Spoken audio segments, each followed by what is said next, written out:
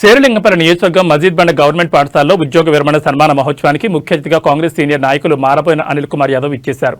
అనిల్ కుమార్ యాదవ్ మాట్లాడుతూ తల్లి, తండ్రి, గురువు ఒకరని ఎందుకంటారు అంటే మన తల్లిదండ్రుల తర్వాత మన భవిష్యత్తును తీర్చిదిద్దేవారే మన ఉపాధ్యాయులు.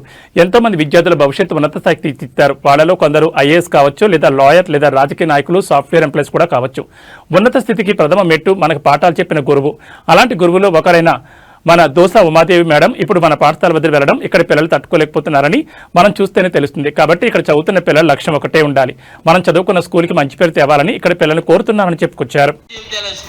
అటువంటి ఘనమైన చరిత్రలో పద్మశాలి వంశంలో పుట్టిన ఆణిముత్యం మీ కొండాపూర్ పాఠశాలకు వచ్చింది.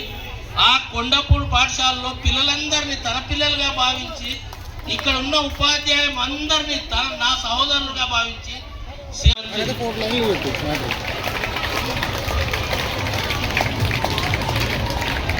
విద్యార్థుల తరపు నుంచి ఆదర్శ పాఠశాల కమిటీ తరపు నుంచి మీకు ధన్యవాదాలు.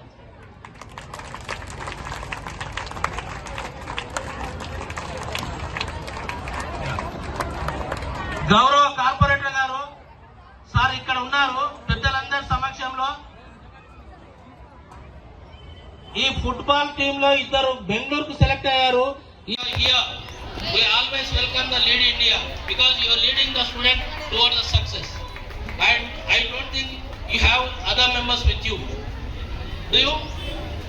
Yeah. Welcome gentlemen. ఇప్పుడు హై స్కూల్ పాఠశాల సిబ్బంది వారి ప్రియతమైన ప్రధానోపాధ్యాయులకు సన్మానం చేస్తారు.